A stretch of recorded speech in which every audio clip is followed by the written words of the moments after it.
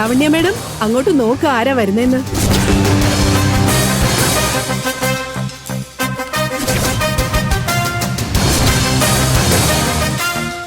ഇവിടെ ഇനി ജീവിതത്തിൽ ഒരിക്കൽ പോലും കാണരുതെന്ന് വിചാരിച്ചതാ. പക്ഷെ ദൈവം എന്നോട് എന്തിനാ ഇങ്ങനെ ചെയ്യുന്നതെന്ന് അറിയില്ലല്ലോ.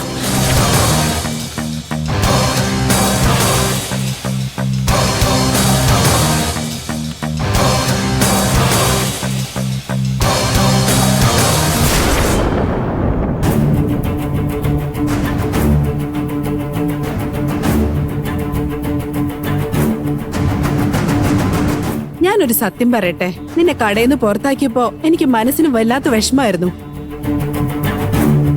ഈ കടയില് ആത്മാർത്ഥമായിട്ട് ജോലി ചെയ്യുന്ന ഒരേ ഒരാള് നീയാ.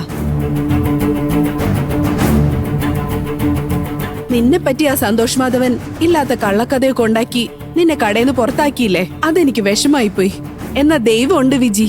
ഇങ്ങനത്തെ പ്രശ്നങ്ങളൊക്കെ ഫേസ് ചെയ്യുമ്പോഴാ ആ ദൈവത്തോട് നമുക്ക് വിശ്വാസം ഉണ്ടാവുന്നത്.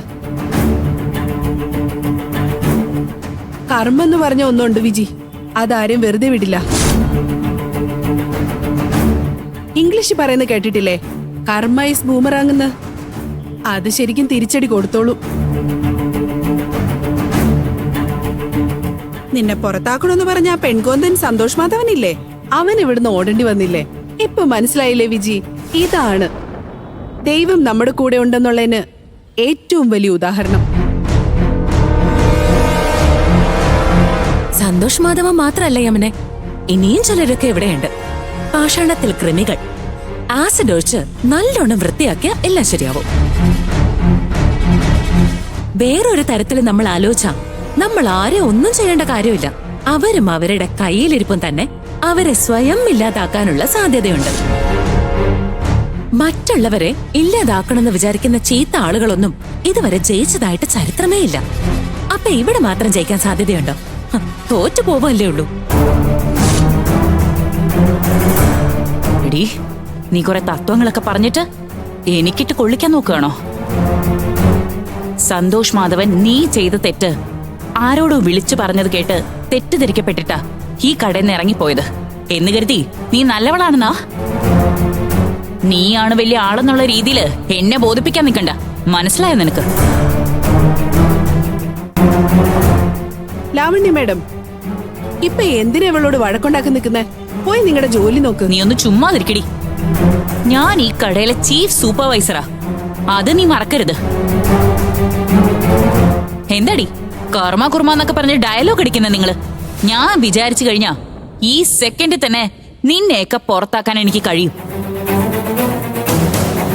എന്തെങ്കിലും ആവട്ടെ എന്ന് കരുതി വിട്ടുകളയാ ഞാൻ. ഓണർ നിന്നോട് എന്തുകൊണ്ടാ ക്ഷമിച്ചെന്ന് നിനക്കറിയോ? ഭർത്താവ് കൂടെയില്ലാതെ ഒരു പെൺകുഞ്ഞിനെ കൊണ്ട് തനിയെ കഷ്ടപ്പെടുന്നോണ്ട്. അല്ലായിരുന്നെങ്കിൽ അദ്ദേഹം നിന്നെ തിരിച്ചു വിളിക്കാൻ പോലും പോകുന്നില്ല. മനസ്സിലായോ? അതല്ലാതെ നീയാണ് ഈ കടയിലെ ഏറ്റവും നല്ല ജോലിക്കാരി എന്ന് വിചാരിച്ചും നീ ഇല്ലെങ്കിൽ ഈ കടയിൽ ഒന്നും നടക്കില്ലെന്ന് വിചാരിച്ചൊന്നുമല്ല അദ്ദേഹം നിന്നെ തിരിച്ചു വിളിച്ചത്. അത് നീ മറക്കരുത്. അതെങ്ങനെയാ തോറ്റതിന് ശേഷം പോലും സ്ട്രോങ് ആയിട്ട് നിൽക്കാണെന്ന് വിചാരിച്ച് പൊട്ടത്തരം പറഞ്ഞുകൊണ്ടിരിക്കുന്നത്? നിങ്ങളും ആ സന്തോഷ് മാധവനും ചേർന്നാണ് എന്നെ കടയിൽ നിന്ന് പുറത്താക്കാൻ വേണ്ടി ഇതൊക്കെ പ്ലാൻ ചെയ്തെന്ന് എനിക്ക് അപ്പോഴേ അറിയാം. ഞാൻ അപ്പ പറഞ്ഞു തന്നെ ഇപ്പോഴും പറയുന്നത്, തെളിവ് കണ്ട മാത്രമേ ഈ ലോകം വിശ്വസിക്കൂ. കണ്ടതല്ലേ ഈ യമുന സന്തോഷ് മാധവൻ ആരോടോ ഫോണിൽ പറഞ്ഞ സത്യങ്ങള് വീഡിയോ റെക്കോർഡ് ചെയ്ത് കൊടുത്തപ്പോഴല്ലേ ഓണർ പോലും വിശ്വസിച്ചത്. ഇല്ലെങ്കിൽ അദ്ദേഹം യമുന പറഞ്ഞ് വിശ്വസിക്കായിരുന്നു. അദ്ദേഹം തന്നെ പറഞ്ഞതല്ലേ ആ വീഡിയോന്റെ തെളിവ് കണ്ടാണ് വിശ്വസിച്ചതെന്ന്. അതുപോലെ തന്നെയാ നിങ്ങളുടെ കാര്യവും. സോറി നിന്റെ കാര്യവും. ഒരു ദിവസം തെളിവോട് കൂടി നീ കൊടുങ്ങും.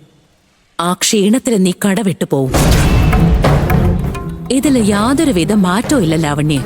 എടി, എന്നെ നീ പേര് വിളിക്കുന്നോ? നിന്നെ ഞാൻ മേഡം ഓണർ വരുന്ന കണ്ടില്ലേ, ശബ്ദം ഉണ്ടാക്കാതെ.